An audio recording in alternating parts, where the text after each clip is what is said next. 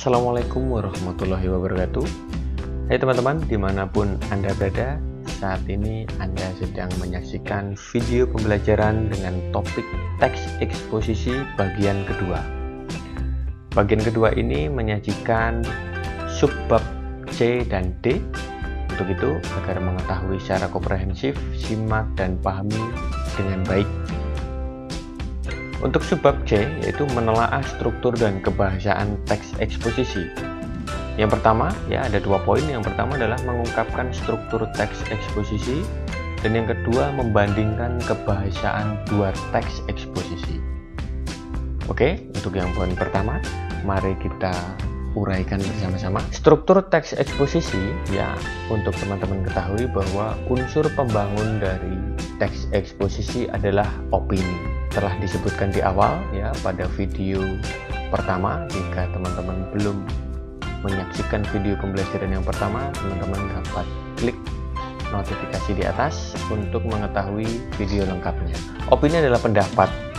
Teks eksposisi memang berangkat dari opini, kemudian berdasarkan wawasan dan pengetahuan lahirlah sebuah sudut pandang, agar sudut pandang ini terlihat ilmiah, maka menggunakan sumber-sumber yang relevan.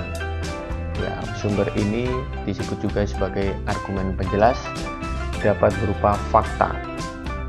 Data-data fakta inilah yang kemudian dijadikan opini atau dijadikan dasar untuk beropini. Opini kemudian diproduksi berdasarkan ketiga struktur berikut. Ada tesis, ada argumen, dan penegasan ulang. Tesis yaitu pernyataan pendapat. Maka pendapat umum penulis ini dalam memandang permasalahan disajikan dalam struktur tesis. Pada video yang lalu, tesis ini dapat pula diartikan sebagai ide pokok. Dan kalimat penjelasnya adalah struktur kedua, yaitu argumen. Argumen ini adalah unsur penjelas dari tesis. Isinya apa? Memuat alasan yang logis, bisa berupa hasil temuan yang berupa fakta, kemudian bisa pula dari pendapat ahli. Beberapa komponen penting ini memang menunjang tesis sehingga menjadi opini yang ilmiah. Opini yang ilmiah ini kurang lengkap rasanya kalau tidak dilengkapi dengan struktur yang ketiga, yaitu penegasan ulang atau hasil pandangan berupa rekomendasi dan saran berdasarkan tesis dan argumentasi. Jadi memberikan hasil pandangan ini bukan semata-mata, bukan serta-merta berangkat dari nol, tapi berangkat dari tesis dan argumen, sehingga memunculkan satu pandangan.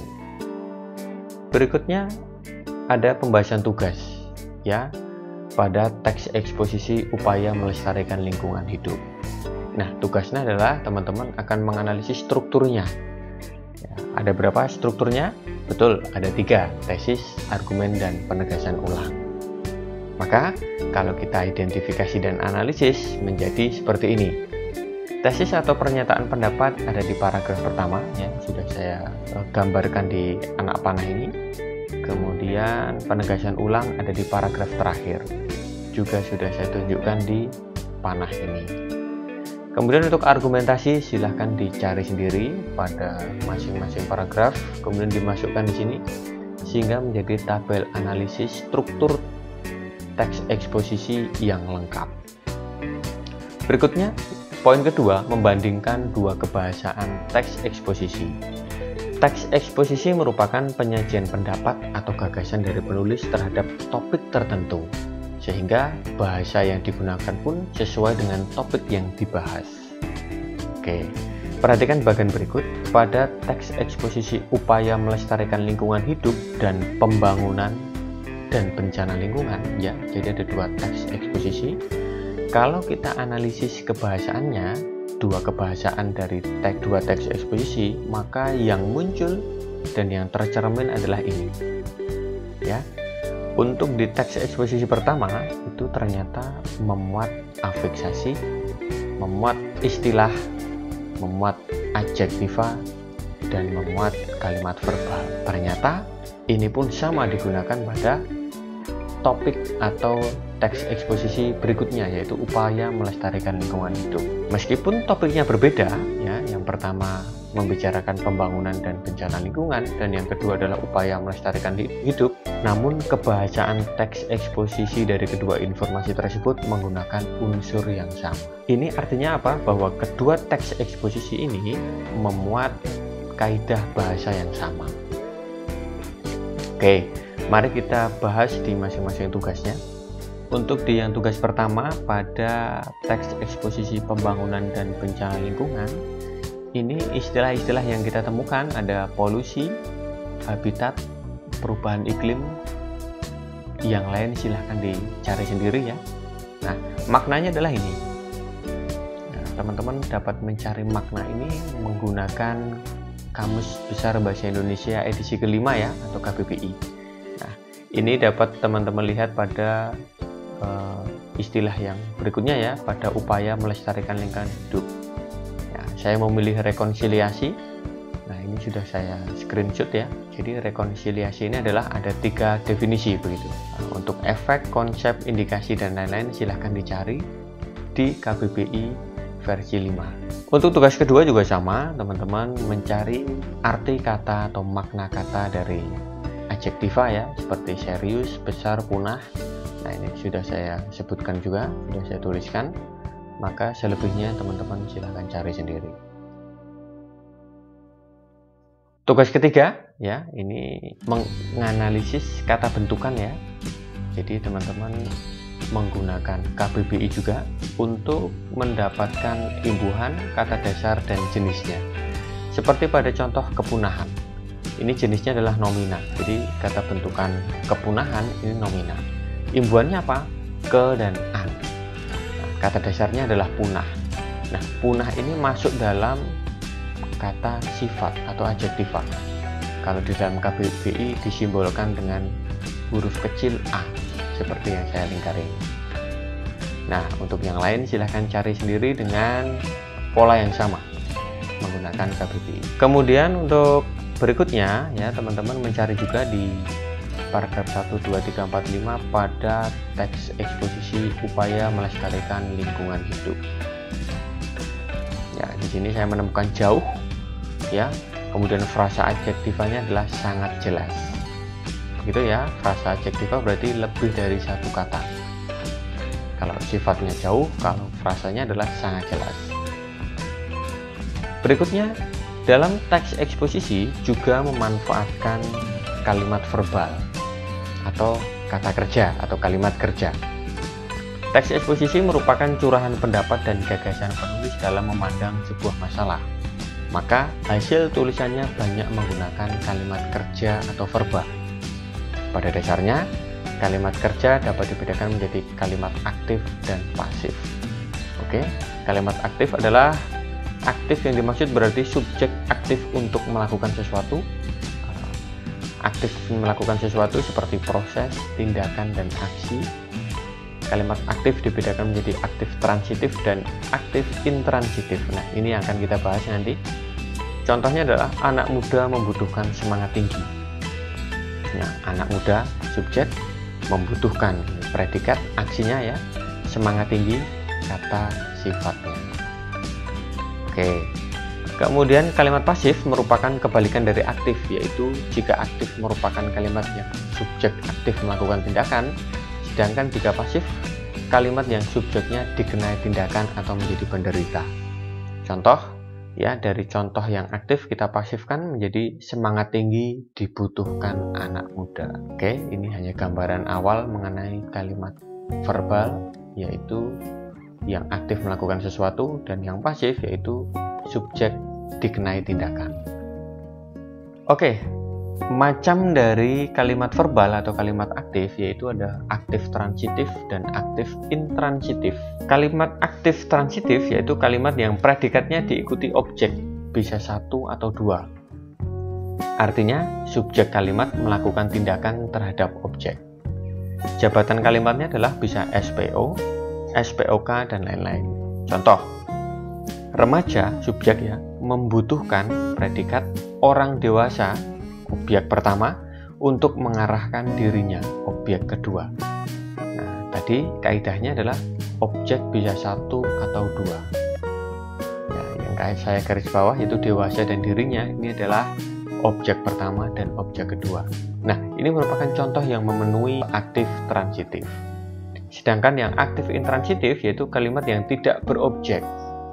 Artinya predikat kalimat tidak diikuti objek. Jabatan kalimatnya adalah SP, SPK, dan lain-lain. Contoh, remaja subjek itu pergi, predikat. Tidak ada objek. Ya, ini kalimat sederhana. Contoh sederhananya adalah bisa dipahami ya.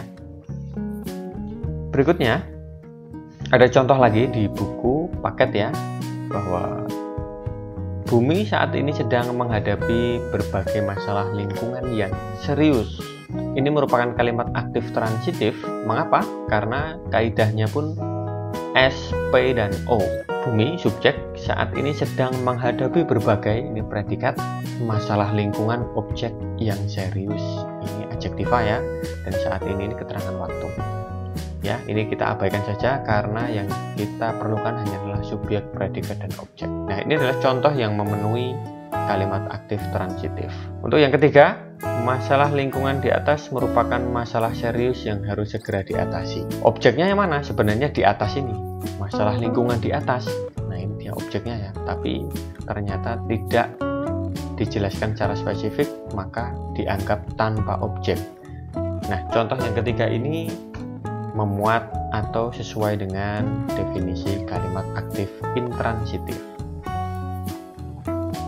Oke ya, untuk pembahasan tugasnya pada pembangunan dan bencana lingkungan ada satu yang dapat saya berikan contoh, yaitu kalimat aktif transitif. Akhirnya debit air hujan yang tinggi menyebabkan bencana banjir yang tidak terelakkan.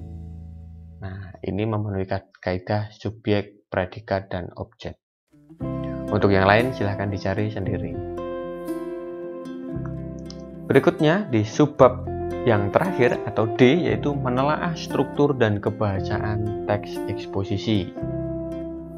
Ada dua poin penting. Yang pertama adalah menentukan gagasan pokok dan penjelas dalam teks eksposisi. Yang kedua adalah menyusun ulang gagasan dalam teks eksposisi. Pertama, menentukan gagasan pokok dan penjelas dalam teks eksposisi. Teman-teman dapat memperhatikan contoh yang tersaji di sini ya, silahkan dibaca dan dipahami sejenak. Kemudian kalau kita analisis teman-teman, di sini ada 5 kalimat dalam satu paragraf berisi 5 kalimat. 1, 2, 3, 4, 5. Yang kelima-limanya sudah saya pilah seperti ini. Oke, yang pertama, bencana kabut asap merupakan bencana memilukan.